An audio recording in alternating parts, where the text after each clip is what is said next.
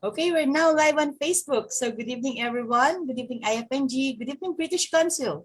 So tonight we are again given, British Council again give us a session for our writing task 2. So Miss Danica, kindly introduce our lecturer for tonight.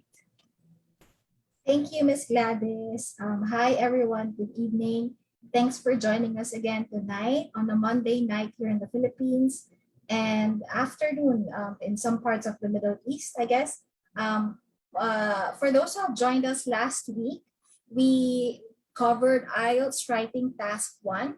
And for this week, we will be covering IELTS Writing Task 2.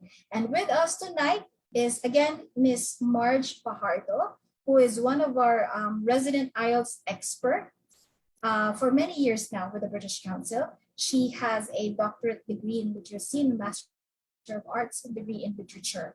And currently, she also teaches at the Graduate School of Ateneo de Naga University. So without further ado, let me pass the mic to Miss Marge Fajardo. Hi, Miss Marge. Hello, thanks, Miss Danica, and thanks, Miss Gladys.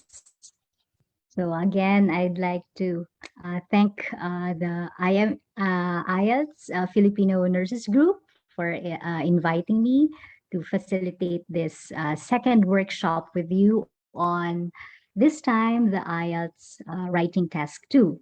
Okay, all right. So my name is Marge Fajardo, and from this for us to be more interactive with this webinar, so I'm going to post a web link so on our chat box, and that's where you could type in your responses. So I hope that's all right. So again, I look forward to the INFG so being very interactive in today's session. Okay. All right, so can you go to this link, which I have given in the chat box, and we're going to answer some questions there, okay? So I wonder, can you access the link?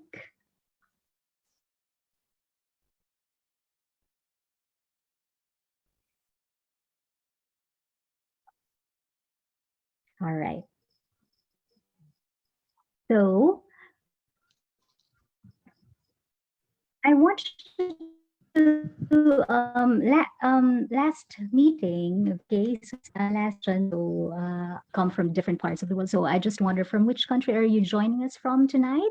So at least I would know who's listening to me. Where are you from right now? Okay, so please type in the chat box your answer. Okay, so most of you are coming from the Philippines. Okay, so some are coming from Qatar, Saudi Arabia, okay, particularly in Riyadh. All right, where else, I wonder?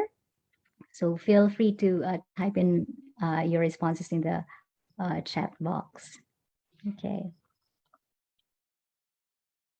So probably later on, so this particular list so will still grow. Okay. So thank you for attending this this session. Okay. So this time we're going to focus on the IELTS task. Okay. So which is task 2. Okay. So let's go back to the Zoom link. Okay, so once in a while, we'll go back to that Polev. Okay, so once I give you questions, okay, so once in a while from here.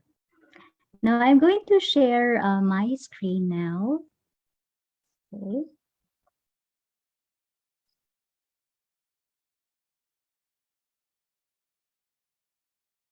All right. So again, of course, you're familiar with the IELTS, which means the International English Language Testing System, which is proudly co-owned by the British Council, the IDP, and the Cambridge Assessment English organizations. So if you're going to take the IELTS test, so any one of these organizations so would facilitate the test, okay, so the taking of the test, okay. Now, of course, the IELTS is designed to assess the English language ability of people who intend to study, work, or live where English is the language of communication. And that's where you're working right now. So, and I believe that most of you are aiming to take the academic strand, okay, or track of the IELTS. So that is going to be our goal. So for tonight's session, to help you achieve the band score so that um, you want to actually achieve. Now, of course, you're probably familiar already with the 9-band scale of the IELTS. So if you are given a band 9, so either the band scale could actually be given to you per criterion, okay, so of each of the task. And you'll also be given an overall band score. So if you get a 9, so that means you're already an expert user in that particular task. An 8 would mean a very good user, a 7 would be a good user. And most of us, if we're taking the academic strand, we're aiming to have an overall 7, okay, so a band score. If you get a 6, that's not really bad because it still means that you're a competent user. Okay, although most Filipinos would really actually be tend to have to be given a 6, okay, band score or more. So because of our exposure to the English language, so very few among Filipinos would actually get a band score of 5, okay, or below, perhaps. So remember though that an over band score, okay, so it's the you could be given a band score for as an individual score, okay, so per subtest, and your test results will be valid for 2 years. So if you take it now, then it's still going to be valid by 2023. There are no passing or failing marks, but just descriptor for the kind of English user that you are. Okay. All right. So our objective for today is to highlight and practice exam techniques. So for you to prevent unnecessary loss of points. So in the writing task 2 section, because of all the writing tasks, I mean, of all the IELTS tasks, which is writing, reading, listening, and speaking, they say that the most challenging part of the IELTS is the writing test, and especially task 2 of the writing test. So, based on this session, we hope that you'll be made more aware of the strategies that you could use, and at the same time, hopefully, after knowing the strategies, you'd practice those strategies because I'm afraid that just knowing about those techniques won't really improve your band scores. Okay. So we can only hope that after this particular session, so you would make use of the strategies that will be given to you and practice them, okay, in your compositions. All right, so let's go back to the Poliv site. Okay, so can we go back to that Poliv site, and then I'm going to ask you some questions. Okay, so again, please refer to the chat box, and let's actually go to the other questions. Okay, so for each answer, I just wanted to know some whether you know the answers to these questions regarding task 2, okay, so of the writing test. I wonder why isn't this moving? All right, so let me just go to the next. All right, so how many tasks are there in the IELTS writing test? So can you click on your answer? Is it 1, 2, 3, or 4?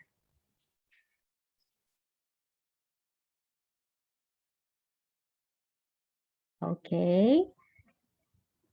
So half of you says there are 2 tasks, okay, in the IELTS writing test, and then about a quarter each. So among you says that there are 3 tasks or there are 4 tasks. All right. So actually there are 2 tasks. There are only 2 tasks in the writing test. All right. So probably some of you may have actually clicked in 4 because you thought I was referring to the different tasks in the whole IELTS test. But there are only 2 tasks in the writing test. All right. So thank you. Now let's go to the next question.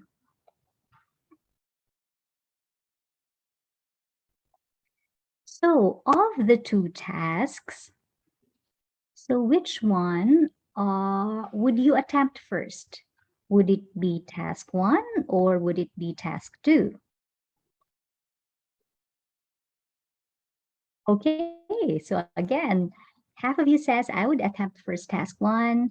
Okay, so more this time are saying that you would probably attempt first task 2, okay? Any more answers? Okay, so 60%. So 60% of you would say you will attempt task 2 first. And for those who clicked task 2, actually you're right, okay? So although you'll be given both tasks, okay? So during when you're taking the exam, and you have a choice whether to actually write first task 1 or task 2, but we would recommend that you actually finish task 2 first because it's given more points, okay? So your answers to task 2 has more weight than your answer to task 1, okay? So thank you very much for keying in your answer. Now let's go to the next question. All right. I just wondered, why would you attempt that task first? Oh, I think I've already answered this, all right? Sorry, I was too excited. Okay, maybe let's go to the next. How many words should you write in task 2?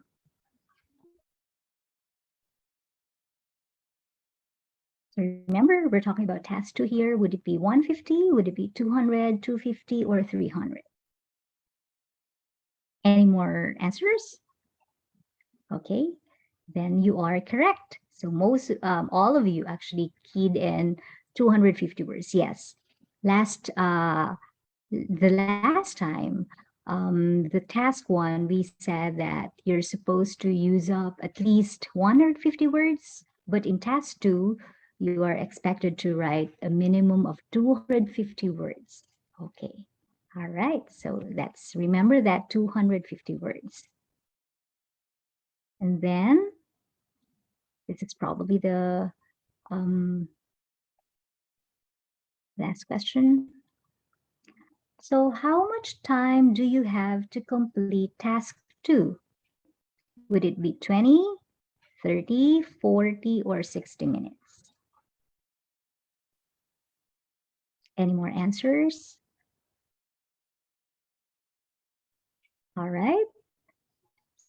So again, all of you are correct here. So you're supposed to use up 40 minutes of your time. Remember that in the IELTS writing task, you're given 2 tasks and you're supposed to complete them for 1 hour.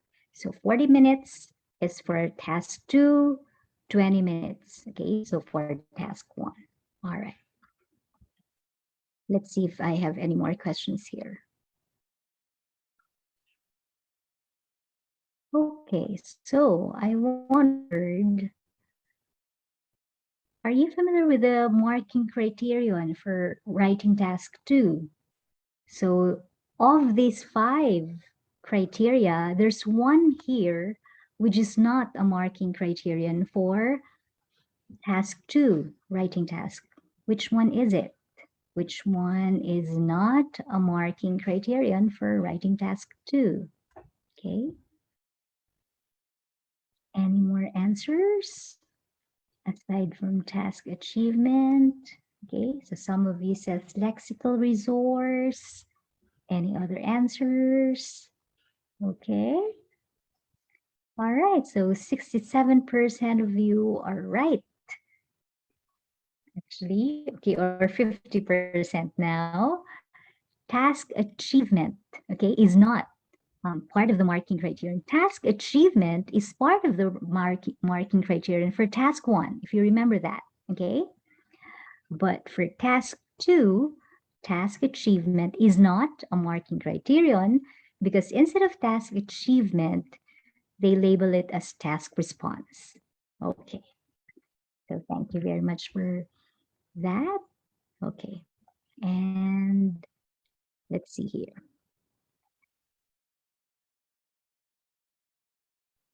Okay, so yeah, probably this would be the last question, at least for now. Now, in writing task 2, which do you think among these types of essay is not the type that you should write in task 2? Is it a comparative essay, a descriptive essay, argumentative, or discursive essay? So there's one here among these types which we won't really recommend because it will not help you achieve the band score that we're after, which is, if we're taking the academic track, then that would be at least 7. Okay. Interesting. Nobody answers argumentative. Okay. But actually, you should argue. Okay. So that's part of the test that will be given to you in task 2. You should argue for your position. Are you for an issue or against it? Okay, and that is being argumentative. Some of you says descriptive. Yes, okay. Descriptive is also is going to be asked of you when you give examples. Okay, so in your essay, then in a way you're asked to describe. So what is it that you mean? And yes, you're also going to be asked to compare. Okay, so for example, one issue with another. Okay, but discursive is not the essay type which you might want to write, because when we say discursive, this means you are aimless. So you just tend to ramble on and on without any direction. Okay, now for example, probably in some cases, for example, certain oral arguments and perhaps being discursive might help you, but not when it comes to the Ielts test, okay? So because discursive means just rambling on and on about a particular topic without any particular direction, okay? All right, so for now, we will leave Polev and we will go back to our uh, to our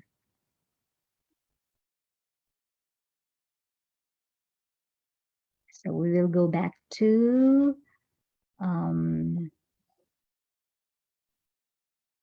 the actual site, the Zoom link. Okay, so let's go back to that.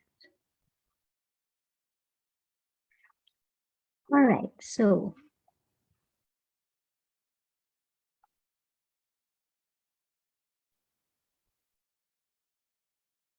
now let's go to writing task 2.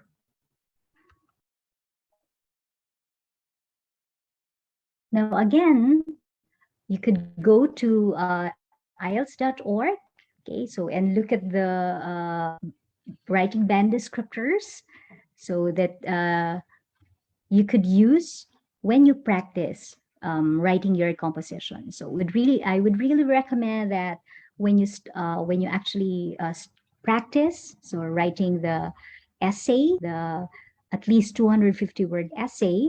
So you go to this particular site, download this writing band descriptors, and see for yourself. Okay, so if you could assess how well you have written your composition based on these criterion, or if you're not very confident about assessing yourself, then perhaps you might want to ask a friend. Okay, so to actually use this rubric, so to assess your work. So because this one is what the examiners so are also using. So when they assess your composition. All right. Now again, these are the assessment criteria. Okay. So when we say task response, so this means be able to answer the question asked of you.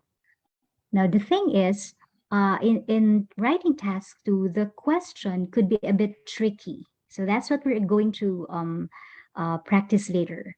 So because usually it's not a straightforward, the task is not straightforward in the task 2 of the writing test, okay? So you might really want to think things through of what is really being asked of you. So part of also of task response would be, did you present your position?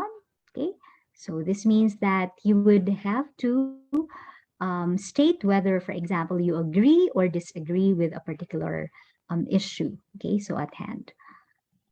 Did you, for example, develop and support your ideas? Okay, that's also part of the task response. And did you write at least 250 words? Okay, so those are the things that will be considered by the examiner. So when they give you a band score for this criterion. Another criterion is coherence and collusion. If you remember last time when we said coherence, so really means the organization, okay, so of ideas. It also means, did you use correct paragraphing? Okay, so remember, as we have said, more often that we use the rule 1 paragraph, 1 idea. Okay, did you connect your ideas, your sentences, or your paragraphs using cohesive devices or cohesive words? So remember, I have given you a list of the certain cohesive devices or cohesive words, or also what we call transition words, so that you could use, okay? So as part of your sentences, to connect ideas, sentences, or paragraphs, okay? So from one to another. And then another criterion is the lexical resource, which just simply means vocabulary. Okay, so when we say vocabulary, did you range a use of vocabulary? Did you try to not to use the same word again and again? Okay, so for example, did you use synonyms, substitutes for the keywords? Okay, and then grammatical range and accuracy would be the fourth criterion for the writing task. So this just means, did you use a range of sentence structures? Okay, for example, did you use a combination of simple and complex sentences? Did you use the correct subject-verb agreement rule? Did you apply that particular rule? Did you use the appropriate verb tenses in your sentences? So this will all be evaluated by the examiner. So remember, your final mark in the writing task, okay, so will be an average of the 4 criteria. So it is possible that you could have a half band score, so for an overall band score, but you will not be given half band scores for each of the criterion. Okay, you'll always be given a whole band score for each criterion, but it is possible that when you get the average of those 4 scores, then you could actually get a band score. Okay, so a half band score. All right, so let's now go to the first. Okay, so how do you fulfill this first criterion, task response? All right, so again, we're aiming for at least a 7. So let's just be clear that if our aim is to get a 7 in the writing task, then you must address all parts of the task. So meaning it's very important that you actually read very carefully the question, okay? And then tell yourself what is asked of me here. Because sometimes in the IELTS task, um, especially in task 2, you'll not just be asked of one task to fulfill, but sometimes a combination of tasks. So you must address all of them. And then you will get a 7 if you also present a clear precision throughout the response. So when the examiner gets to the end of your composition, it must be clear in his or her mind, what is your position? Are you for or against this? So do you lean towards the argument, or there are more advantages or disadvantages to this particular issue? So it must be clear to the examiner, what is your position? And then, of course, you will get a 7 if you present, extend, and support your main ideas. Although there may be a tendency to overgeneralize your support, or your supporting ideas may lack focus. So later on, we're going to find out how do you consistently stay on track so that you won't have the tendency to overgeneralize or to lose focus. Okay, so when it comes to supporting your ideas. All right, so there are different types of questions that are usually asked in task 2 of the writing test. Actually, there are 5 examples of questions that could be given to you. One example of a task is to ask you to develop one side of an issue well. So later on, I'm going to give you some examples of questions.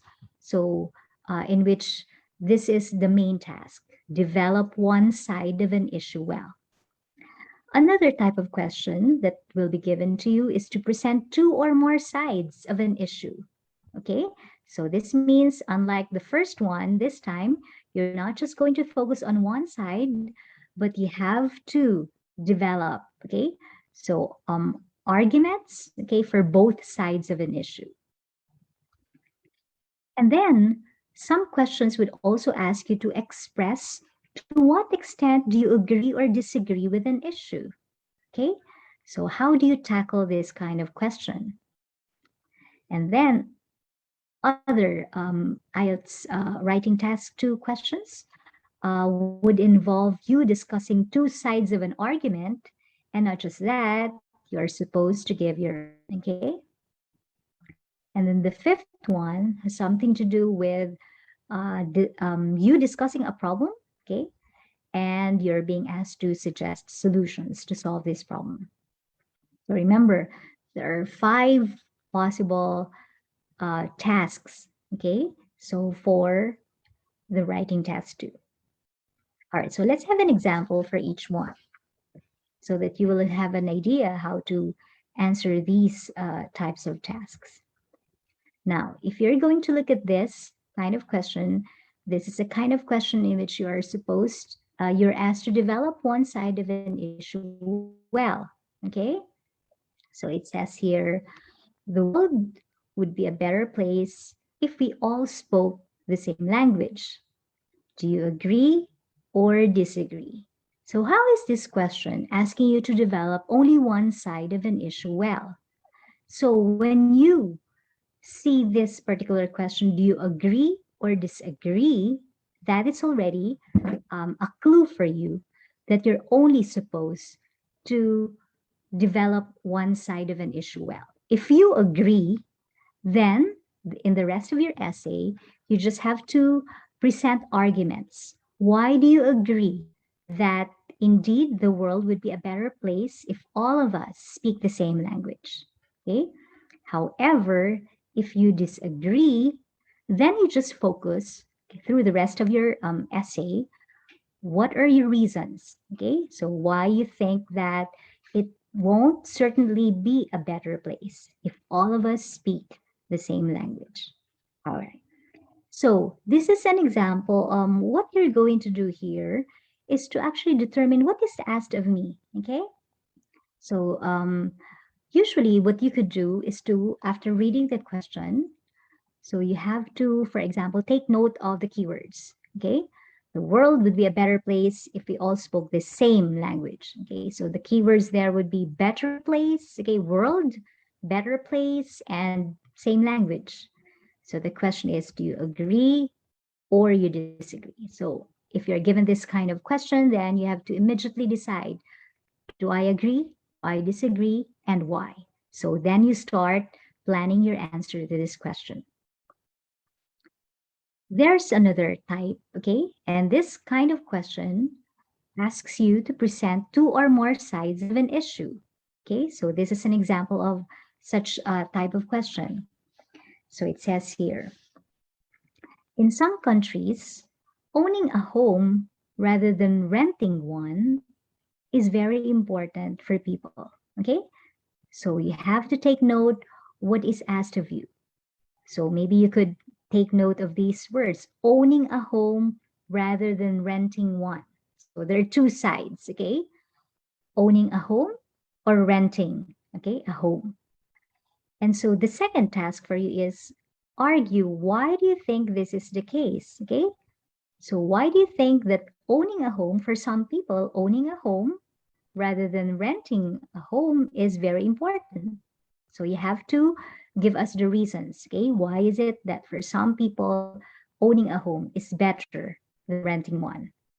And then the next task is for you to decide whether this is a positive or a negative situation. Do you think owning a home would be more beneficial? Okay, so in the long run, so or do you think that in the long run, owning a home, okay, so would be disadvantageous? So for most people.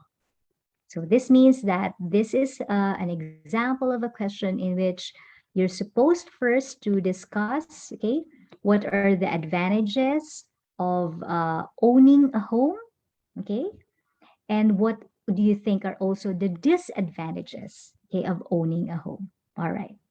So this is an example of presenting two or more sides of an issue. Now let's go to another example of a question. Express to what extent you agree or disagree with an issue. Okay. The clue word here is that particular question at the bottom. To what extent do you agree or disagree? Now, this is different when the question merely says, do you agree or disagree? Because if you're asked to agree or disagree, then that means you just present, okay? So the reasons why you agree or disagree. But if you're asked this kind of question, to what extent do you agree or disagree? This means you have to actually provide, okay? So reasons. So why it's advantageous or disadvantageous, okay? So for both of the issues being tackled here. So for example, in this case, the question is about the high sales of popular consumer goods. Okay. So according to this, do you think that the high sales of popular consumer goods reflect the power of advertising? Okay. Do you think it's not the real need of the society in which they are sold? Okay.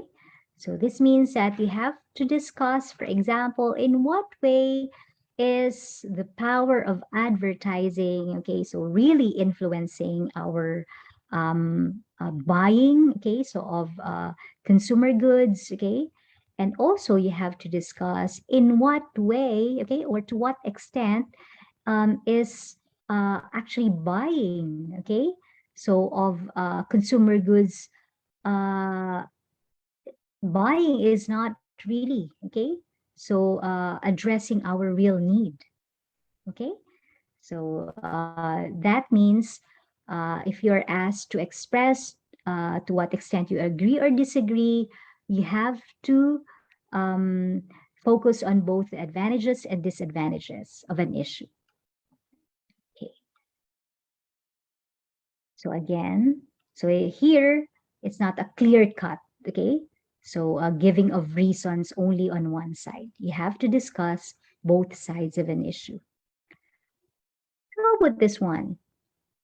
This time we have to discuss two sides of an argument and give an opinion. Okay, so here there are actually three tasks asked of you. So, for example, in this case, it says here some people believe that teaching children at home is best for a child's development, while others think that it's important for children to go to school. Okay, so the two issues being compared here is first, teaching children at home, and second, actually children going to school to learn. Okay, so you have to discuss both advantages of both methods. And then what's more, you're going to give your own opinion. Okay, so this already involves sort of like three tasks. Okay, so advantages of teaching children at home, the advantages of children going to school, okay, and then giving your own opinion. And then the last type of IELTS question is asking you to discuss a problem and suggest a solution. So this is an example of such question. It says here, recently published figures show that the wildlife population around the world has decreased by around 50% over the last 50 years. So what can we do to help protect the wildlife around the world? So the topic, okay, is that wildlife population around the world has decreased. That's the problem, okay? So the species, the wildlife species, okay, so is slowly being eradicated in the face of the earth. So your task is how can we help protect the wildlife around the world? So you're going to give suggestions to actually address this problem. All right. So given this particular question, so I think some of you might say that answering this question is sometimes not very easy, okay, because some questions are complex. All right. But remember, for example, the IELTS questions in task 2 won't really necessarily require you to have expert knowledge so about a issue. So usually the issues that will be given to you are issues which we experience. Okay, so usually every day. So you need not actually extensively read about, for example, um, let's say politics, okay, or climate change. So to be able to address these issues or concerns, because the ones who actually made these questions for the IELTS made sure that anybody, okay, so would be able to say something to address the task. All right, so let's have what strategies now do we use? Okay, so to be able to achieve that 7 band score, okay, when we're making our compositions. Okay, so what are the strategies for task response? Okay, all right. So the first is to read the task carefully and decide what you are to address or answer. Okay. So for example, ask yourself, am I being asked to focus only on the advantage or disadvantage or both? Okay. Am I asked to give my opinion? Okay. Or not? Okay. But more often than not, in most of the questions, even if you are not specifically asked of your opinion, you should, okay, have an opinion about an issue.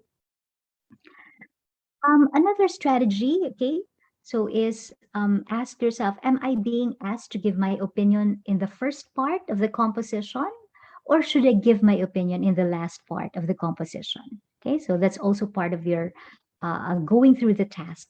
Okay, are you, another question that you might ask, okay, so to understand the task carefully is, are you asked to recommend solutions, okay, to a problem or not? Okay. So after you have understood what the task is about, okay, how many parts of the task are there that you should address, the next strategy is to plan and organize, okay? So how do you plan? Now, just brainstorm, okay? So just jot down any idea that comes into your head, okay? So either using bullet points, okay, or some of you are very good with brainstorming using a spidergram, okay? So focusing, when you say spidergram, so for example, you encircle this keyword, okay, and then you associate it with another word, okay, so and then you make connections, so from one word to another. So some of you would like to use that particular strategy. It's all right, as long as at this time you have to use up out of the 40 minutes given to you, perhaps you use up 5 minutes of your time, okay? Planning, brainstorming. What is it that I'm going to talk about? Okay, so please do not write incomplete sentences. Just use keywords, okay, and bullet points. So or spidergram, okay, so to take note of your ideas here.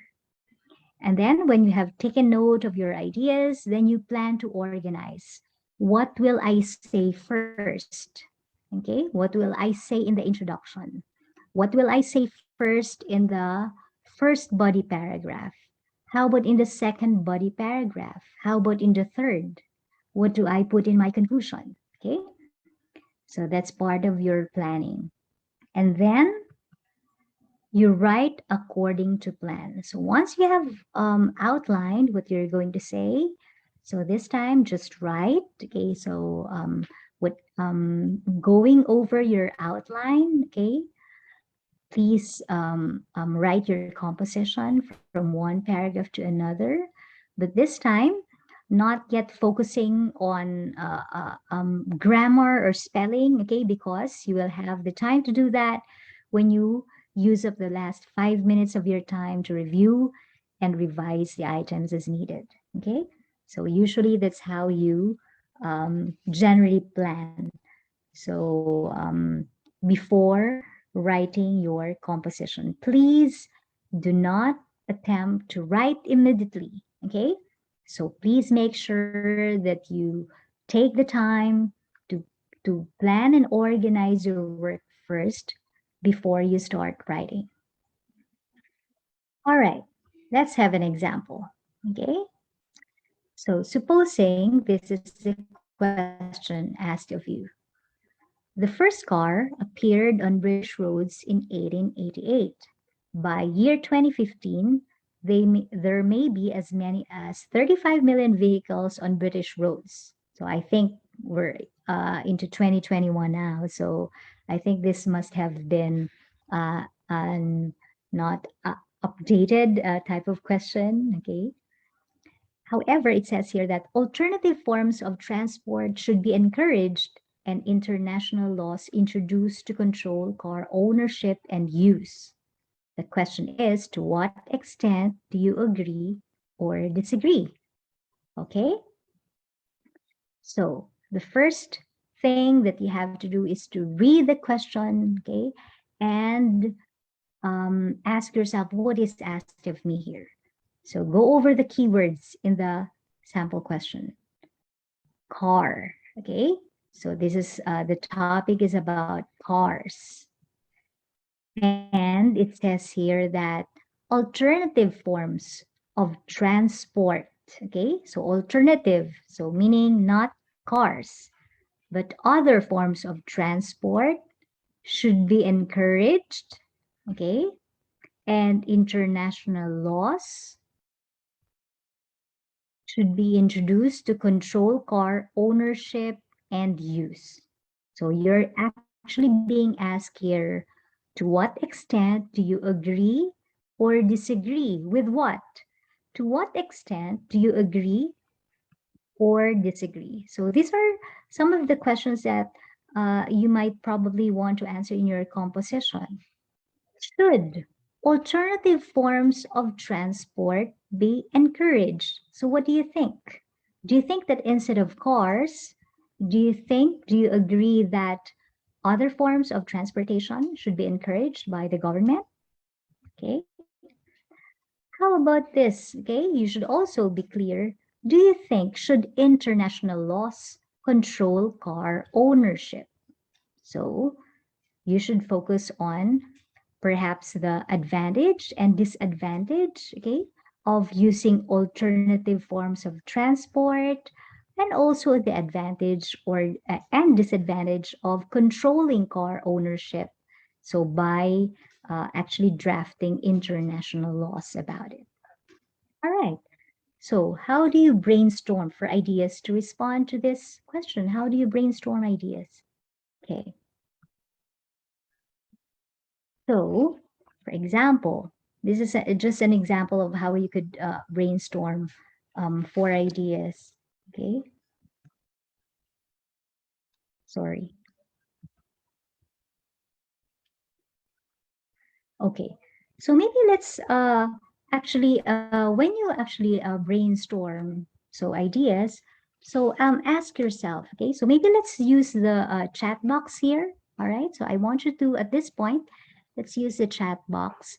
So what do you think? What do you think is the advantage? Okay, so can you type in the chat box? What do you think is the advantage of actually using alternative means of transportation? Okay, so because it says here that um, there could be as many as 35 million cars, at least in Britain. Okay, so by a certain year, and that's too much. So can you please type in our chat box here in the Zoom link? So what do you think are the advantages? Okay, so yeah, so some of you says already less carbon footprint. Okay, so what else? What do you think will be the advantage of actually using alternative forms of transport aside from using your own car? Okay. Okay, so another is decrease the pollution, air pollution, right? Okay. Of course, it's cheaper. It would also mean less carbon emission. Okay, so more environment friendly for us. That's right. Okay, and of course, according to Zeal, it will certainly avoid traffic jam. Okay, so because fewer people are actually using their own cars. Okay, so yes, it will lessen the number of cars in the street, and therefore, okay, so it will be cheaper. Okay, so there you go. So all of these ideas are running through your mind, just jot them down when you brainstorm ideas. Okay. Now let's go to the next question. What do you think? Okay. So apparently based on your question, your answers here, so most of you probably think that there are more advantages. Okay. So to using alternative forms of transport. Okay. Now, what about to what extent do you agree that international laws so should be drafted to control car ownership? Okay, so what do you think will be the are you for or against it? Okay, so establishing um, or drafting international laws so that car ownership and use could be controlled. Okay, so can you please type in the chat box what will be the let's say the negative effect, okay, of that. So this time let's focus on the disadvantages of enacting laws. Okay, So to prevent people from owning cars or using them. Okay. So can you think of the disadvantages this time of that particular move to draft internal laws that would prevent us from owning our own cars and using our own cars? So in a way, we will be forced to use public transport. Okay. All right. So negative effect, according to Gladys, is congestion and public transport. Okay, so indeed, that could be a negative effect of that, right? So if we are not allowed to use our own cars. Okay, all right. What else? Any other ideas?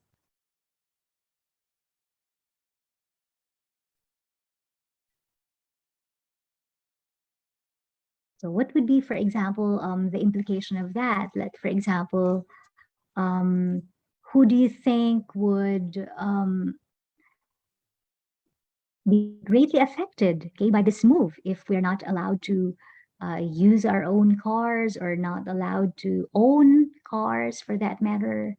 So who will be most affected by this kind of law? Okay, who else?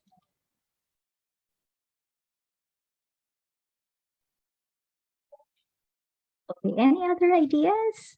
Okay, so this means that, what does this mean? Okay, so it says here, the people who own more than one car, maybe the law would say we're controlling, okay, so people from using or buying their own cars. So this means at that time when this law is enacted, then people cannot own cars anymore. They have to use the public transport. So yes, the car manufacturing companies will be greatly affected. They will certainly oppose this move, okay? And yes, some people from far-flung areas, okay, may not have access to public transport, okay? So then that means they would have to actually use their own cars, okay? Or the oil companies, of course, okay? So it will definitely decrease the demand of gas, okay? So that's why oil companies would definitely not be uh, will be against, okay? So this move. So you see, so a lot of ideas are coming into your head. So what you do is to just jot them all down, okay? So however, the thing is the strategy. What if, for example, you have actually brainstorm like 5 ideas, okay? So let's say 5 ideas for the advantages and 5 ideas for the disadvantages. You cannot also afford to actually explain all of them in your composition. Otherwise, you'll be pressed for time. So this means that you may just want to focus on the 3 ideas, okay, on 3 ideas from your list, which you think you can explain and expound more, and then focus on that. So you don't need to actually include, so in your composition, so all those ideas which you were able to brainstorm, okay? All right. So how about this? Let's go to another sample question. This time it says here, some people believe that teaching children at home is best for child's development, while others think that it is important for children to go to school. I think during the pandemic now, we're actually experiencing this, okay? So even if we don't want to, even if parents don't want to, their children are actually learning at home, okay? And we could not, even if we want to, let our children go to school. So this means because of this pandemic, I think you'll have more ideas about this, okay? And the task is you have to discuss the advantages of both methods, meaning what are the advantages of teaching children at home, okay? And what are also the advantages of letting our children go to school instead, okay? So the first one argues for homeschooling of children, while the second one, okay, argues for children, okay? So it is essential that children go to school. All right, so again, can we type in the chat box your ideas for this particular question? Let's first focus on the advantages of homeschooling, okay? So can you please type in the chat box? What are the advantages of homeschooling our children? So now that we have experienced this, okay, so I think some parents think that, although we're forced into this situation, I think this one, homeschooling has a particular advantage. Okay, so according to Sarah, it's safer, yes, more convenient, less expenses, right? No allowance for the kids, okay? Right, okay, so no need for them to give them lunch money, okay, and it's certainly safer. Nick says the children can learn at their own comfort, okay? And then Gladys says we will have more time. The children will have more time with their family, right? Okay. And yes, from Zeal, it will definitely save time and money, okay? Less expensive, right? Okay. Now, how about let's go to the um, how about for children? If you argue that it is essential that children should go to school, what would be your arguments? Okay. Oh, yes. Trisha also says parents can monitor the progress of their children. They will have more emotional freedom. They can freely express their emotions, right? Okay. Can we go to the arguments, okay, for allowing our children to go to school? Okay. So we were able to brainstorm a lot of advantages for homeschooling. But how about the advantages, okay, of letting our children go to school? All right. So according to Gladys, it will develop a holistic aspect of the children's health. Yes. Okay. So because sometimes homeschooling could lead to sedentary lifestyles. Okay. Anna says children can socialize with other children. Yes, and that's what's missing right now in this context. Yes, they can interact with other children. That's right, Christine. Okay. So what else? Other advantages? Yes, children will exposed to the outside world, and sometimes it's not just theories, okay, but they will really have hands-on learning, okay. So if they're outside exploring the world. Okay, so those are great ideas. So there you go. So I think you can now start to plan, okay? So organizing. So the question, okay? So what you could do is to perhaps some of you have already said this.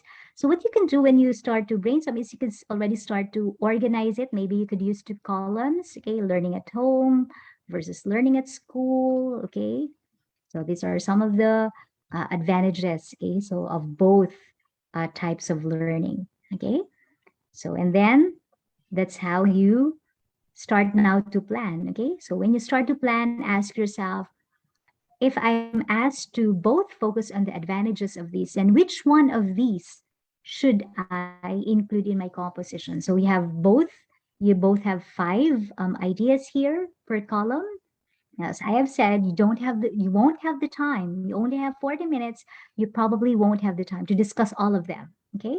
So just take the three uh, um, ideas, okay, which you think you could develop. You could provide examples. You could explain, okay.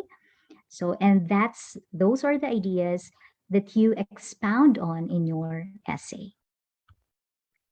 All right, here are more strategies for task one. You know what? Write what is easy to discuss and not necessarily what you believe. All right.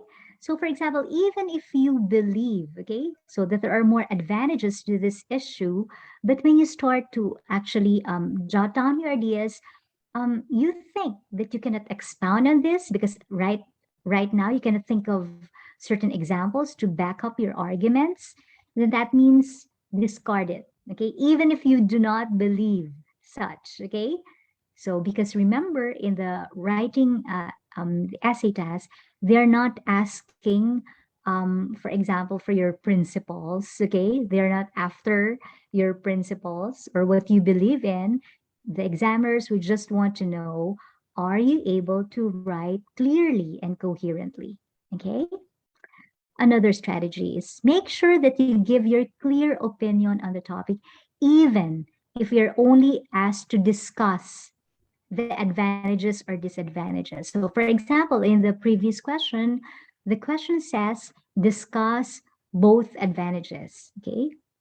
Even if, for example, it is not asked of you to give your opinion, okay, you have to give your clear opinion nevertheless on the topic, but usually you put it at the end of the composition in the conclusion part.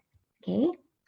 So this is what I'm saying. Even if asked to discuss both sides of an issue, make it clear which side you lean towards. Okay, so don't let the examiner guess.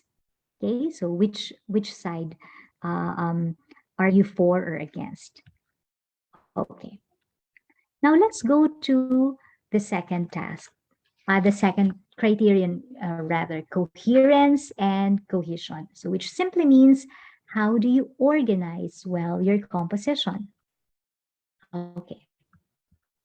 Remember last time we said that coherence means flow of your writing. So this means how logically. So did you organize your first paragraph to the next paragraph to the next paragraph until your concluding paragraph? Okay. So the logic of your of the way you organized must be decoded by the examiner. Okay. For example, did you focus first on the advantage before you go to the disadvantage?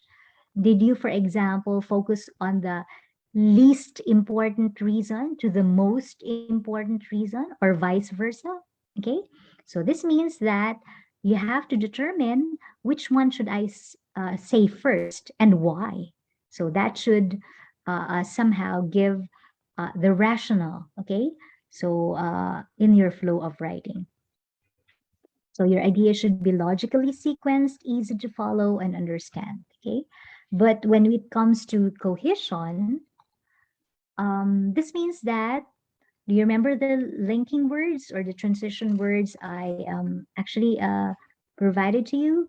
So use that in your composition. Use those linking words to help connect ideas and show relationships, okay, between paragraphs, sentences, or part of sentences. Remember also to substitute and reference where possible. So if you remember, last time we talked about refraining from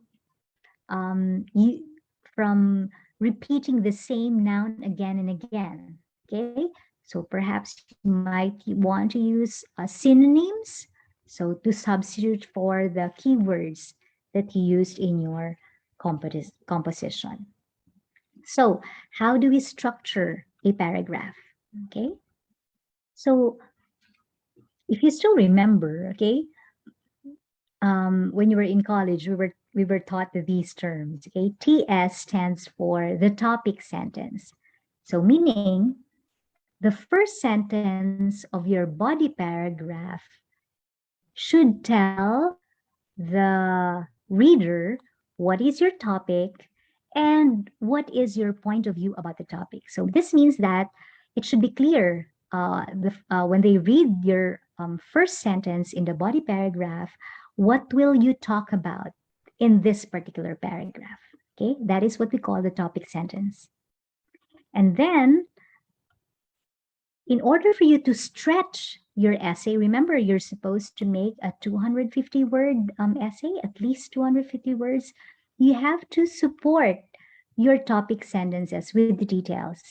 So this means the rest of the sentences of your body paragraphs would be supporting sentences.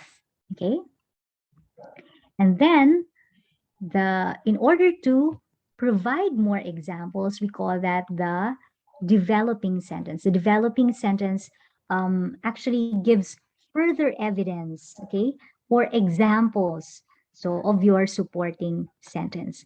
Some would not really use the topic sentence, supporting sentence, and develop sentence. They would just use the keywords, for example, idea, and then explanation, idea, explanation, and then example. So this means first you tell your reader what is your idea about in this particular paragraph, okay? So, and then the next, how do I explain this? And then what further examples could I give? So to clarify this point. So let's give an example on how this could be illustrated in a composition. This is an example of a paragraph lacking in coherence and cohesion. Okay, so let's analyze why is this? Okay, so for example, the first paragraph, okay, so should, as I've said, the first paragraph, the first sentence of your paragraph should talk about your topic is your topic sentence, and your topic sentence consists of what is the topic and what is your point of view, okay, about the topic.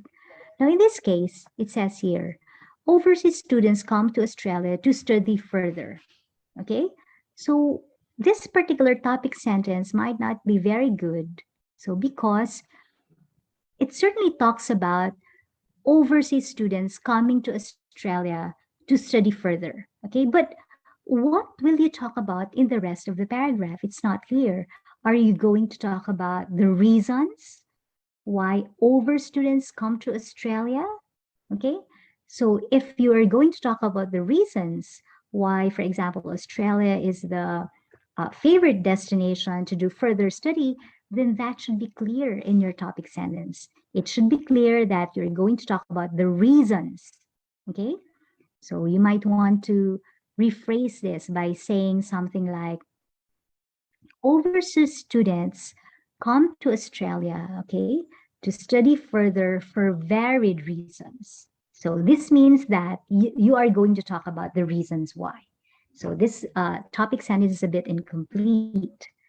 Now let's look at the second sentence. It says here, they may come simply because their parents want them to study in an English-speaking country. So that would be one, okay? That would be one reason. And then in the third sentence, it says here, Australia is close and safe. It's unclear to me as a reader, are you talking about the second reason now? Okay, why Australia is the preferred destination? Because if you're talking about the second reason now, then there must be a cohesive device that would connect, for example, your first reason with your second reason, okay? And then let's look at the fourth sentence. It says here, in some countries, entrance examinations in the best universities are very competitive. So for example, for me, it's unclear to me how this fourth sentence actually connects with the topic sentence about people coming to Australia to study further, okay? So it's not clear to me because here it's talking about entrance examinations in other countries, okay? So in best universities, which may not necessarily be in Australia, all right?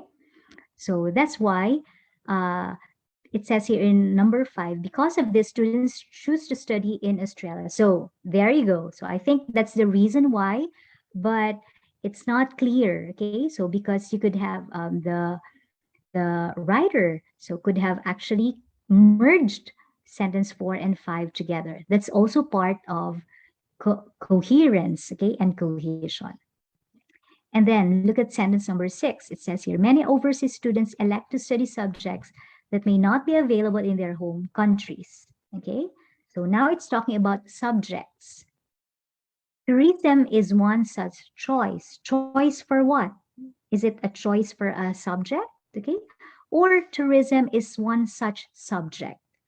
So this particular paragraph, okay, so if you write, okay, so something like this, definitely we won't achieve the band 7, okay, so that we want, because it's certainly lacking in coherence and cohesion. So let's have an example of how we could make this better. Now look at this example. This is an example of a paragraph which is cohesive and coherent. All right. Look at the topic sentence. The topic sentence, as I've said, okay, is what is the paragraph about? Okay, so it says here, there are several reasons why overseas students come to Australia to do further study. Okay, so this means once you look at that sentence, you should put that in the first sentence of your body paragraph. So this means you already alert the examiner that you're going to talk about the reasons why overseas students come to Australia to do further study. Okay. And then look at the cohesive device use. This is now part of the supporting sentence. The supporting sentence is now, what are these reasons? Remember, once you have probably brainstormed 5, okay, reasons. But in your composition, focus on only 3, okay, just like what this writer did. So this writer says, firstly, they may come simply because their parents want them to study in an English-speaking country. And then don't just end there, okay? And then go to the next point. Oh no, you have to provide supporting details, more examples, okay? So that's how you develop your sentence.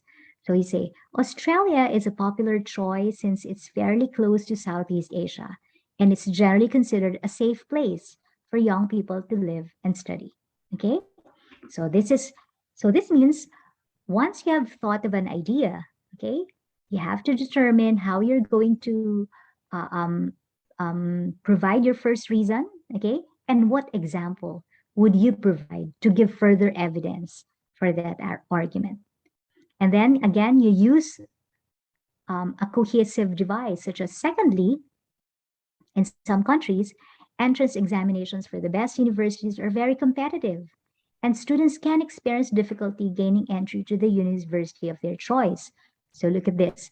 This sentence is composed of 2 sentences. Okay, so becomes a complex sentence. So you get more points for that if you attempt to combine 2 sentences in one. Okay, so that's what we call complex sentence. And then what example was given? When faced with such difficulties in their home country, students choose to study in Australia where the entry criteria are the same for all universities. So that's the reason, okay? So why people would rather want to choose Australia over other countries. And then, again, use a cohesive device. A third, and probably the most important reason, is related to the range of courses available. So if you use that particular cohesive device, when you say the most important reason, then I, as a reader, will now have the idea how you have organized, logically organized the reasons. So you presented the reasons from the least to the most important, okay? You have to give an example. How is the range of courses relevant? So you expound by saying many overseas students in Australia elect to study subjects which may not be available in their home countries. An example is tourism, which is popular among overseas students studying in Australia. So this means that your DS or developing sentences may not just mean one, okay, but you could actually provide several sentences just to expound, okay, so on the matter. So this is how you stretch your composition. So remember, do not simply state the first reason, the second reason, and the third reason based on what you have written as part of your brainstorming. Okay, remember to stretch the material to reach the required 250-word requirement. You have to expound, you have to explain, okay, what you mean by that. So I hope you now get the drift, okay, of how to make your composition cohesive and coherent. All right, let's have further example. So supposing, remember this, okay? So we brainstormed about this particular topic a while ago, homeschooling versus children going to school to learn. Okay, so maybe perhaps you have already brainstormed, okay? So your ideas. So how do you now actually put the introductory paragraph, okay? So the strategy, okay, so for the introduction is to merely rephrase the prompt or give your opinion, okay? Okay, this is the trick. If, look at this, it says here in the question, some people believe that teaching children at home is best for child's development, while others think that it is important for children to go to school. So the task is to discuss the advantages of both methods and give your own opinion. Okay. This is an example of an introduction made by an examinee. So the examinee says, the argument over whether learning at home or at school is better for children has not been settled yet. Where home education offers better protection with individual learning and opportunities for families to bond, schools have a superior range of material and human resources. Ultimately, however, I think the school experience is best for children. Okay, so in this particular introductory paragraph, this particular writer actually rephrased the prompt, because the prompt here is somehow giving us the impression that people are divided, okay, so over this particular issue, okay, so let their children learn at home or let them learn in school, okay. And this writer somehow used his words to actually um, uh, um, get to that particular idea. Okay, so that this particular issue has both advantages and disadvantages. So by saying that it has not been settled yet. Okay, and then he proceeds to give examples, perhaps. Okay, so I think the strategy of this writer is he already gives us an idea of what he's going to talk about, what is going to expound more in the succeeding paragraphs.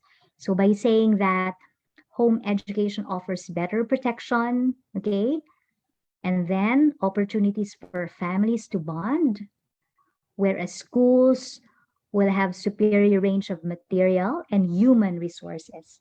So we expect that in the succeeding paragraphs, he is going to expound on that, okay? The first paragraph might perhaps focus on how school or homeschooling encourages individual learning, okay? And how homeschooling enables families to bond. And the second body paragraph will now talk about how schools are definitely have an advantage when it comes to materials, okay? And not just materials, physical materials, but human resources as well, such as teachers, okay, or tutors. So we kind of expect that. So this is an example of an introduction which already summarizes or gives us an essay map, okay, of what's to come. All right. And then because the writer, okay, or the task also asks the writer to give his own opinion, then he actually gives it in the introduction, okay? So he says, ultimately, I think the school experience is best for children. And this is what he's going to expound on in the concluding paragraph, okay? So you might also want to do that. Your introduction could be rephrasing of the prompt, okay? And if you're asked to give your opinion, you give your opinion, or in between, you could provide an essay map, okay, or a summary of what you're going to discuss in the succeeding paragraphs. All right, now look at this example. This is an example of the advantages of children, for children who learn at home. So how is it organized? So this writer says, firstly, there are several advantages for children who learn at home. Firstly, they can spend more time with their parents and siblings. Okay? Many social problems are associated with families not spending enough quality time together. So teaching children at home also provides them with an teaching at home also provides them with an individualized learning environment. So this is already the second reason. And how do you know? You know that because of the use of the word also, a cohesive device, okay? Instruction is custom designed and moves at the child's own pace and in accordance with his or her individual learning style. So that's the example given. Finally, another cohesive device is used here. Homeschooling protects children from bullies and others who might be a bad influence. Okay, and perhaps you might like to expound more on this. Okay, so how children, okay, so are actually protected from bullies when they're at home. Okay. Now, how about points for the other issue, okay, then you might want to use the cohesive device on the other hand, okay, so which means that you are contradicting what you have previously said. So you say, on the other hand, the school environment also offers advantages for children. For schools encourage children to socialize with their peers and learn how to cope with gossip, bullying, and peer pressure. In addition, okay, so that's another cohesive device that he used. Children will receive better tuition across a range of disciplines, as schools have teachers who are trained in special subjects. What is more, so that's another cohesive device, schools provide better access to physical resources, such as sports equipment, musical instruments, and library books. So I hope you get the drift, okay, so of how you're going to actually stretch your material by first making sure that the first sentence of your paragraph is your topic sentence. So your topic sentence should tell us what is the topic and what are you going to discuss in this paragraph. So here, the topic is school environment, and the writer is going to discuss the advantages for children, okay? So, and then later on in the succeeding sentences, you um, identify one by one your arguments. So as you can see, always prepare for at least 3 arguments, okay? So if you only put one argument for, okay, a particular issue, I don't think that's enough. That would be enough to actually reach the word requirement. How about the conclusion? It says here, I believe that children are better off in a school environment. So this is already the opinion of the writer. Although family time and individual learning are important, the range of expertise and resources that schools offer cannot be matched in the home. School environments may present difficult social situations, but so too does the real world, and children must learn to navigate these on their own. Did you see the technique of this? Did you notice the technique of this writer? This writer, okay, argues for the school environment being a better platform for learning. Okay, so because he is arguing for, okay, the advantages of school environment, he started first his composition with the against. Okay, and so the second body paragraph he devoted for his own arguments, because remember, he's actually arguing more for the he argues that school environment provides a better learning environment for children. So this means this strategy, I think, is a good way to end the essay. So perhaps you might want to make sure that your arguments are closer to your to the opinion that you're leaning towards. Okay, so for example, if this were the opposite, if for example you lean towards homeschooling as a better learning platform for children, then you probably want to focus first on the disadvantages, okay, of you might want to focus first on the for the school environment, okay, and then the second body paragraph would talk about the advantages of homeschooling. So before you proceed to your own argument that homeschooling is better. Okay, so that's another technique for coherence and cohesion. So remember, the sample structure to provide coherence and cohesion in your paragraph is first provided the introduction. Remember, the introduction could be rephrasing of the prompt, okay, using your own words based on the background given you in the question. And then you might want to provide an essay map, but that would be optional, okay? So when I say essay map, you already summarize what you're going to discuss in the body paragraphs, okay?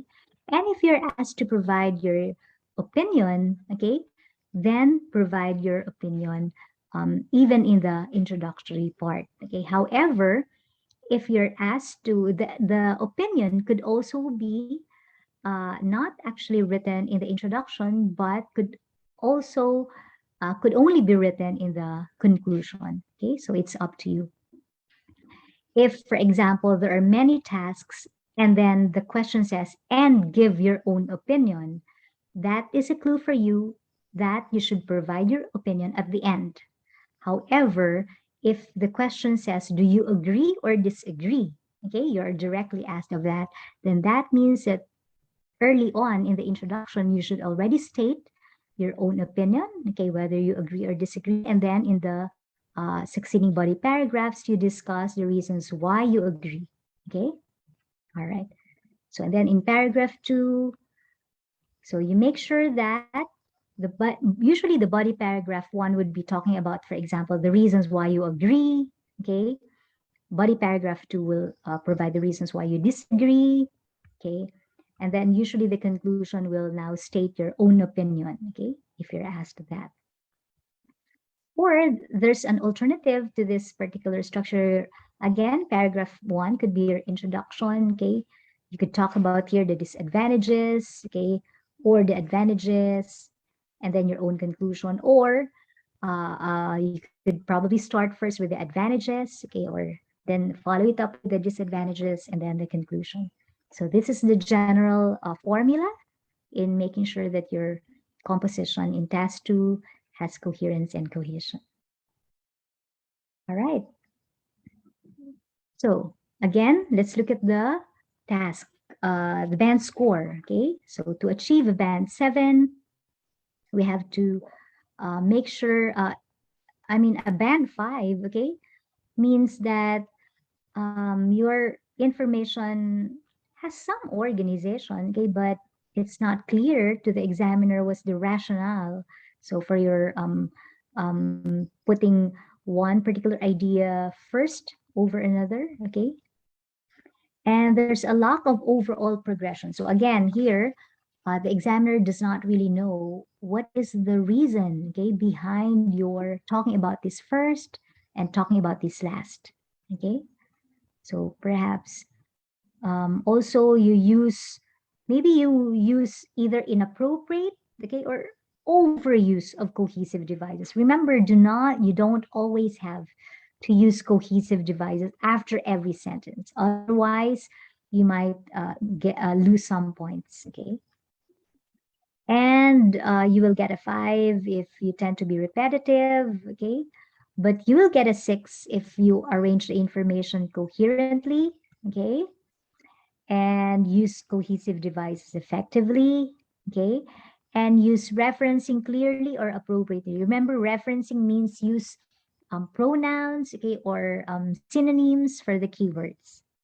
However, if you really want to get a 7 or at least a 7, you have to make sure that the examiner knows how you have logically organized the information and ideas, and use a range of cohesive devices appropriately without overusing, okay, or underusing it. All right. So again, if you have any questions, remember later on we're going to go over your questions in the chat box. We'll try to answer them. All right. Let's now go to the third criterion in the task 2, lexical resource, or simply vocabulary. Okay. So in vocabulary, the examiner is going to determine what's your range of words. Okay, so have you used, for example, a wide range of vocabulary, or do you tend to repeat the same words again and again? Okay, so perhaps this is the time where you might want to show off that you could use a range of words. Okay, use a variety of words.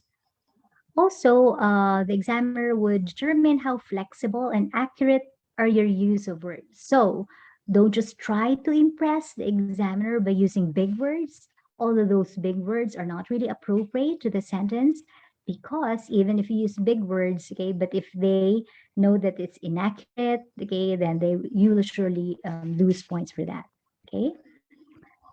Some of us, okay, so tend to use less common vocabulary. You will get more points for that, okay?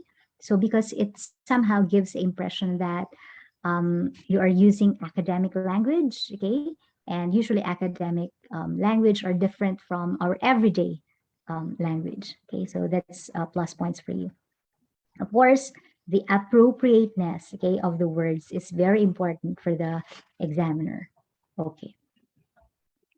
And the errors, okay? So for example, do you tend to use words which create confusion in the mind of the reader? So that will certainly be a cause for you losing points, okay? So please make sure that you use the words appropriately, okay? So, and accurately. So meaning it conveys exactly the meaning that you want to get across, okay? So look at this. In order for us to get a 7, we have to use a sufficient range of vocabulary to show that you can be flexible when it comes to using words, okay? Your words, okay, although this is not really very conscious of us, but if you tend to know a lot of words, then naturally it will just come out in your composition that you use less common vocabulary items, okay? And that will be plus points for you, okay? Although you may produce occasional errors, but if it does not create confusion or impede in the getting of the meaning of what you're trying to say, then you can still achieve a 7. All right. So how about this one? So remember, using a wide range of words could actually already be practiced when you're making the introduction. Remember, when you make the introduction, you have to rephrase. So what is given in the prompt. So you might like to brainstorm synonyms for instead of, for example, using car, when you introduce the topic, then maybe you can say vehicle or motor or automobile, okay? Instead of saying alternative, then you might want to use the words other, different, okay, or substitute, and then, or maybe even optional, okay? For example, instead of saying transport, you might want to use transportation, turn it into a noun, types of transportation, okay? Instead of saying encourage, then maybe you can say promoted, advocated, or pushed, all right? Or supported. And instead of, for example, saying international laws or laws, you might say legislation or rules or regulations or maybe even conventions, okay? And instead of saying control, you might want to say regulate, manage, restrict, okay?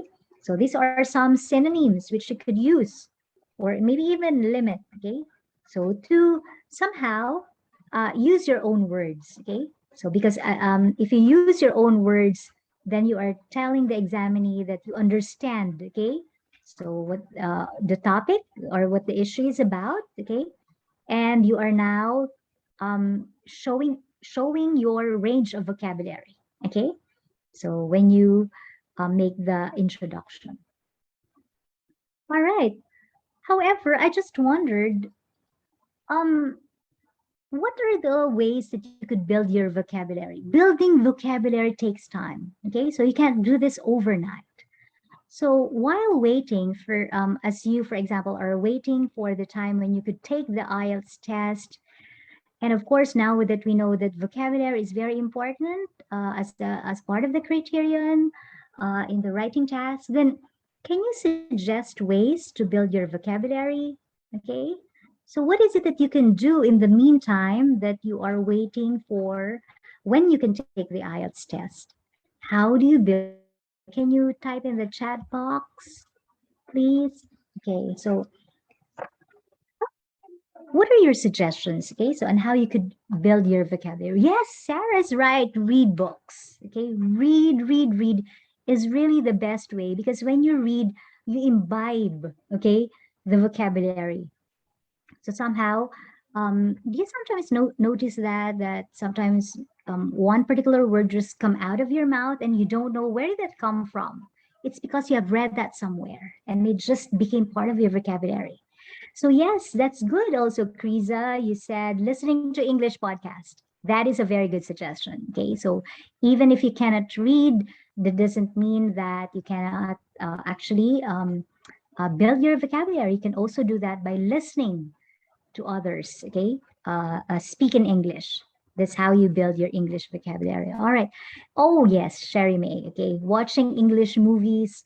That could be also a very good suggestion. Okay, watch English movies, and just by watching, okay, English movies, you somehow accumulate. Okay, so words. Although it could just be passive vocabulary. And yes, you're right. In order for that vocabulary to be part of your active vocabulary, JC suggests we practice the new words. Okay. So using your own sentence. Yes. Because if you only watch, if you only read, if you only listen, okay, so to others uh, um, saying things in English, okay, but you don't practice that, I don't think it will really be part of your vocabulary. Okay. So yes. So once you have somehow become more aware, okay, of words and use them. So thank you for your suggestions. Other suggestions here would be read from a variety of sources, especially academic sources, okay, because remember, academic writing involves you writing um, with an academic tone. So that means if you use academic articles, for example, then somehow, okay, um, it is possible that you might actually retain some of those words that you read from academic sources. Another, be aware of words. Okay, so sometimes when we're reading, we just want, for example, if we're reading a novel, we just want to get through the end. How what's the ending of this story? But if you want to build your vocabulary, be aware of the use of words. Okay, why is this words used rather than this? Okay, because once you're aware of the words, okay, then you might want to find out the exact meaning of the words from the dictionary or thesaurus.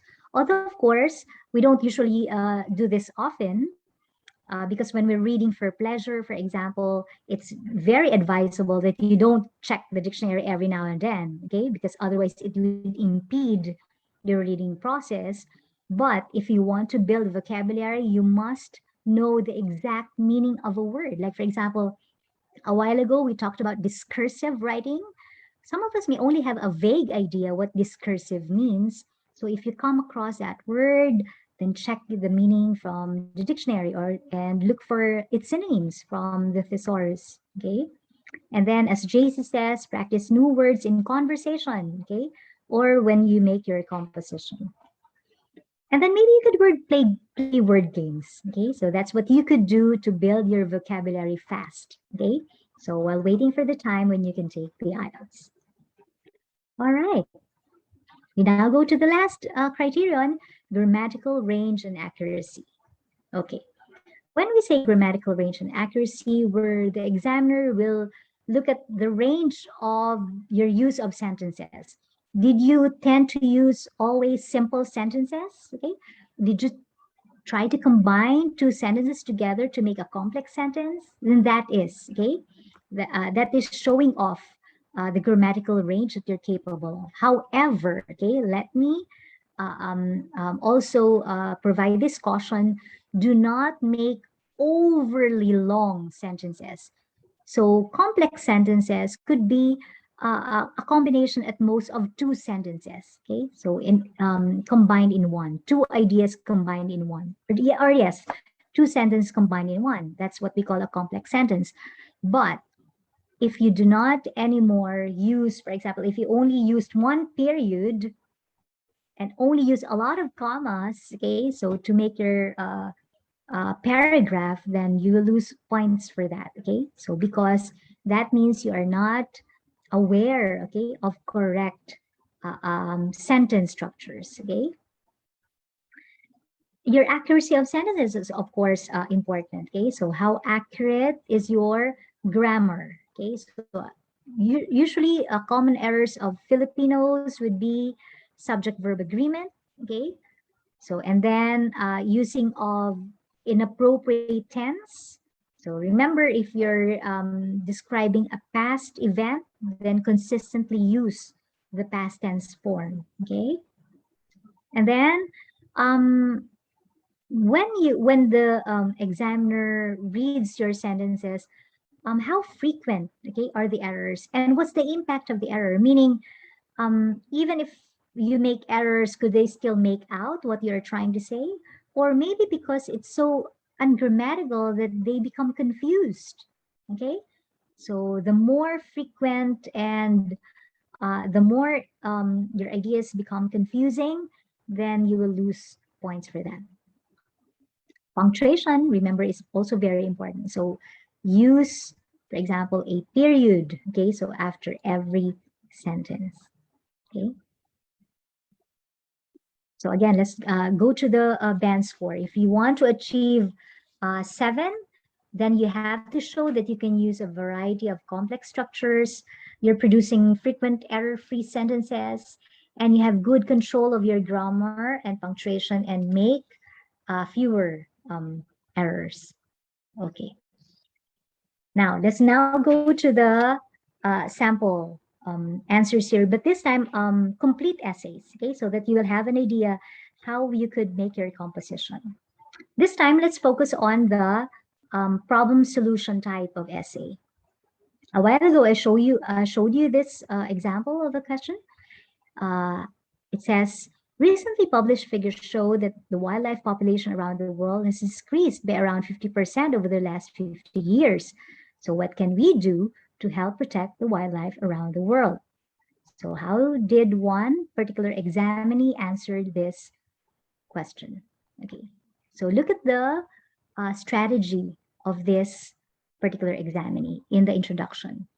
So remember, the introduction is, you could simply rephrase the prompt, okay, or provide first a background, okay, so about the topic. So in this case, the examinee said, humans have become a prime culprit, okay. Um, Humans believe that they are the most powerful species on this planet and have therefore chosen to use all of nature's resources for their own good, even if this results in the destruction of the environment around them. Clearly, this is not a positive result of human existence, and many people believe that the world's wildlife population should be better protected. So look at this last sentence. The last sentence is the rephrasing of the prompt. So stating what is the problem about, okay? So whereas the first 3 sentences are talking about the existing situation, okay? So before the last sentence going to the problem. Now look at this. The examinee is asked to provide solutions, okay? So to protect, to make sure that the wildlife population still thrive, okay? So he said, one possible way to protect wildlife around the world is to reduce the amount of polluted substances produced through the human way of life. So that is what, if you remember, that's what we call the topic sentence. And you know, based on reading the topic sentence, that it's talking about reducing the amount of polluted substances produced in this world, okay? And how did he support that? He said, it has become habitual for people to pollute water by adding chemicals to it during industrial processes, or to pollute the air as a result of the fossil fuel industries and car emissions. Stopping the addition of chemicals to water and creating cleaner processes would reduce water pollution and help create a safer environment for wildlife to live in. Increasing the availability and use of public transport and increasing the use of renewable energy sources could reduce world pollution further. So he actually gave here 3 examples, okay? Stopping the addition of chemicals to water, okay? Uh, Creating cleaner processes, so, and increasing the availability and use of public transportation, increasing the use of renewable energy sources, okay? So these are all his examples of ways to reduce the amount of polluted substances. And then look at the second body paragraph. Another, okay, so he used this cohesive device. Another possible attempt to protect wildlife around the world is to actively promote recycling projects to reduce the amount of resources that are wasted. And then he explains further, this would lessen the degradation of the natural environment as humans continue to search for new resources. Society uses a lot of paper and wood on a daily basis, and people do not actively think about whether or not they are wasting these resources. So he suggests printing double sided or unrecycled paper, for example, would appear to change nothing, yet if carried out regularly would help make a difference. Okay. And then he now goes to his conclusion. In conclusion, so remember that's another cohesive device. There are numerous different ways in which every human being can help to protect the wildlife population around the world. One can engage in projects to raise awareness of environmental destruction, or one can actively take part in activities to protect it. Everyone must find the area in which he or she would like to involve him or herself, as all should be obliged to protect wildlife around the world.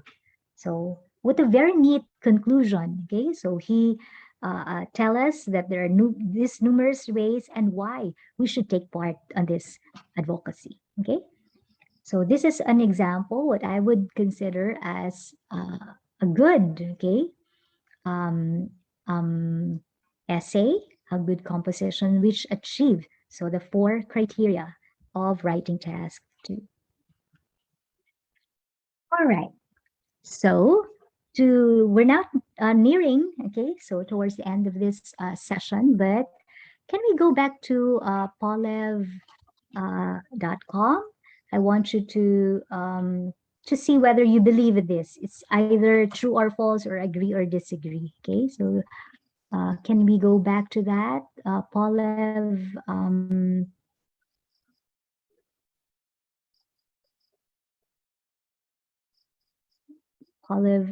website. Okay, and then can you answer this question? What do you think? Do you agree or do you disagree? If I write more than the word limit, I will get a higher score. What do you think? Agree or disagree? Thumbs up or thumbs down? Mm-hmm. Really? Most of you think that if you write more than the word limit, you will get a higher score. Most of you do not think that. Actually, not most, but 100%. Actually, you are right. Okay. So, because it doesn't mean that if you have, for example, written 400 words, you will certainly get a high score. Oh, no. Okay. It's not the number of words that would matter, but the quality of your writing. Okay. So, however, you will lose points if you do not achieve the word limit. But even if you um, actually write okay more than 250 words, it will now be the quality, so that will be assessed and not the quantity, okay, of words that you use. All right, so thank you for that. How about this next question? Agree or disagree? I should learn lots of big words and use them in my writing test. Agree or disagree? Mm-hmm. Thumbs down. How about the others? Okay. So some of you also believe that, yes, I should learn lots of big words and use them in my writing test. All right. So 80%, okay, actually says that lots of big words. You don't believe, okay, that you should learn lots of big words. Indeed, you are right, okay? When we talked about in building your vocabulary a while ago, we were talking about how you could actually learn more words, okay? But it doesn't mean that you necessarily learn to use highfalutin, gargantuan, okay, or big words. So even the simplest of words, okay, so could actually be used so in your essays as long as they are the most appropriate one, okay? You don't have to impress so the examiner by using lots of big words, okay? So which may not anymore be appropriate. okay, to the class. Actually, you will lose points for that, okay? So use words which do you think convey the meaning, okay? All right, so thank you for your answers. How about this next question? I wonder, do you agree or disagree?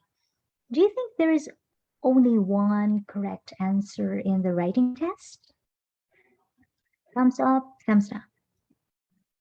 There's only one correct answer in the writing test. Oh, thank God. Thank God that most of you agree that no, there's no one correct answer in the writing test. Remember, the examiner will not give you more points because you agreed with his or her opinion. Okay?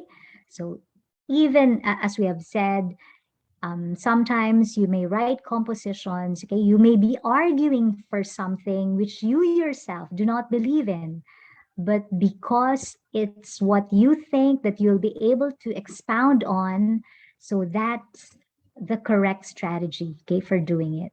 So no, there's no one correct way of writing the test, okay?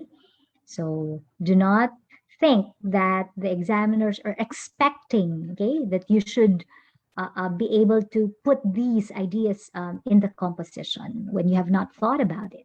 Okay, thank you. Now, how about this? Next question. What do you think? I should not worry about the grammar because the content is more important. Thumbs up, thumbs down. What do you think? What for you is more important? Okay. So is it the grammar or the content? Mhm. All right. So most of you disagreed with this. So most of you says that. So apparently for you, grammar is important. Okay. Okay. So 20% also thinks that, yes, don't worry about your grammar very much. Okay. Although this is actually a myth because remember, grammar is part of the criteria. So yes, okay, grammar is important in the IELTS writing test.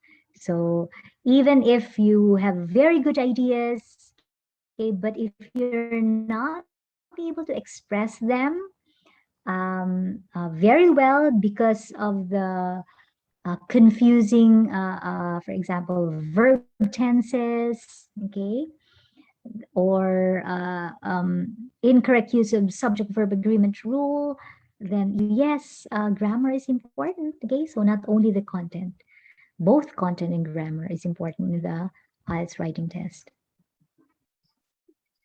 And then, okay, this is the last, okay, before I turn you over to Ms. Danica, okay? If you memorize prepared answers, you'll definitely get a high score. Do you agree or do you disagree? Oh, thank heavens. You actually, most of you disagreed with this. So all of those which I have given to you are actually myths. Okay? No, do not ever attempt to memorize. Okay? It will only lead to a bad score, I assure you. Okay? So because it will not be authentic, and so therefore you cannot really convey so your the meaning, okay, so of what you want to convey if you use memories. And you could never memorize answers anyway. You can never be too prepared because how would you know what kind of question so will be given you, okay? All right, so that's about it. I will now turn you over to Miss Danica, so who will give you more information about the upcoming promo. So please take it away, Miss Danica. Thank you, Miss Marge. And thank you, everyone, for those who are still with us tonight. I'm trying to share my screen. I still see a lot of people in the Facebook page. There's a lot of very active participants in the Facebook page as well as here in the Zoom room. But while I discuss some of these special offers for the British Council, please feel free to type on the chat box if you have any questions to our speaker today, and she will try to answer your questions in a few minutes. Okay, so before anything else, I'd like to also share with you some of these preparation resources that we have available for all of our test takers. So I'm sure you've already heard about the Road to IELTS. Road to IELTS is the official online course of the British Council for those who will be taking the test with us. So if you have the Road to IELTS actually has a free version, so you can definitely take advantage of that. But for those who will be taking the test with the British Council, you will have an extended version of the Road to IELTS where you will be able to get more practice tests and exercises for the IELTS listening, reading, writing, and speaking tests. What will you be able to get from the Road to IELTS? You'll have, again, as I mentioned, the practice tests, the flexible learning approach, because you can access the website on your computer, on your iPads, on your phone. So they have designed it in such a way that you will be able to access it in different devices that you have. We also have some ebooks inside the portal. So if you'd like to concentrate more on a specific skill, you'll be able to download some of these ebooks. And these ebooks would have complete explanation of what each skill or what each subtest would be requiring from you, and even the type of questions that you will be able to encounter in the IELTS test. We also have the practice zone, which is not completely a full a mock test or sample test, but these would be like bits of exercises for each of the skill. And again, we also have the videos from IELTS experts and also previous test takers themselves, sharing with you some advice and test taking tips and techniques. But locally, we also have this page, the IELTS Asia .org/ph/prepare/IELTS Success Essentials. And this compilation, this is basically a compilation of all of our available offers and preparation resources to all those who will be taking the test with us. So screenshot the page if you can, and you can visit the website or the web page later. And when you land on this page, you'll actually have different links to all of these preparation resources. And last but not the least, we still have this exclusive offer for IFNG members only. We have this ongoing until end of October, but it is actually applicable for any test between today until December 31, 2021. All you need to do is while you're registering for a test with the British Council, you just need to enter the promo code BCIFNG or OCT. So basically, this is for those who will be registering their test for any test session between today until December 31. You just need to enter the promo code and you'll be able to get a free IELTS Speak Up voucher and an IELTS prep book. I'm sure you already are. Most of you are aware of the prep books that we give away. But the IELTS Speak Up is a new offer developed by the British Council, where you will be able to get a one-on-one session with an IELTS expert, sort of like an IELTS coaching, where you can practice your speaking test with, through online through a platform. And the platform that's usually used for this would be a Zoom as well. So please do take advantage of that. This is available for both IELTS on paper and IELTS on computer. Unfortunately, this is not available yet for IELTS for UKVI. So yeah, so that's what we are offering to all the IFNG members. That's it from me. I'm not really sure if you have any questions for Miss Marge, but I can see one on the chat box, Miss Marge. Yes, thanks, Danica. Yes, Peter, you say, do you mean, Peter, when you say writing template, you mean the formula?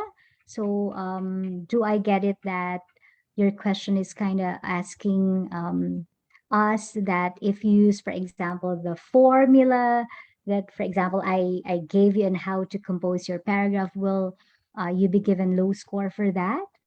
I don't think so, because the formula or the strategies, okay, so which we have given you are really what's expected of you.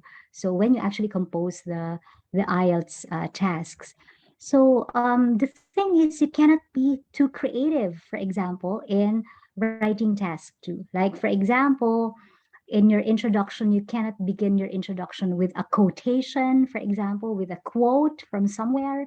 You cannot do that. Maybe that's what we have been taught in college when we're talking about when we're making narrative compositions, okay? But that's not the kind of composition that is asked. So in the IELTS test, remember this is academic, okay? And so the examiners are kind of expecting, okay, some structure. So in your composition. So no, if you mean writing templates or the formula, okay, so if we follow the formula, will that give us will they give us a lower score?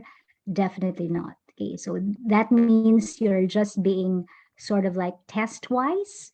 So we have, for example, I have studied examples of essays. I have studied examples of IELTS tests, which are given very good band scores. And I tried to determine what is it in these tests, okay?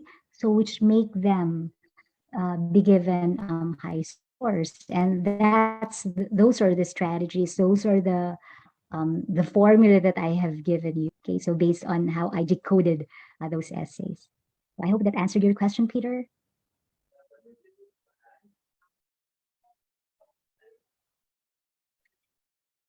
All right, so I guess there are no more questions. Miss Danica, I'll now give the floor to you. Yes, thank you, Ms. Marge. Just a clarification on the promo I have mentioned earlier. This is available only for test takers who will be taking the test here in the Philippines.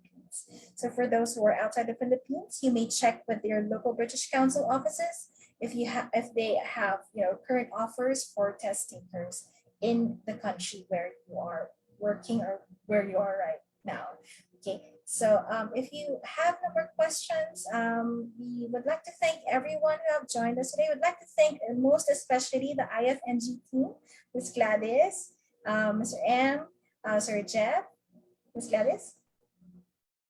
Hi, thank you, Miss Danica, Miss Marge. So next week, we are looking forward for your next lecture about, I think that's about speaking, right? Yes, it's about IELTS. Okay. So see you everyone. Thank you po. Good night. Thank you.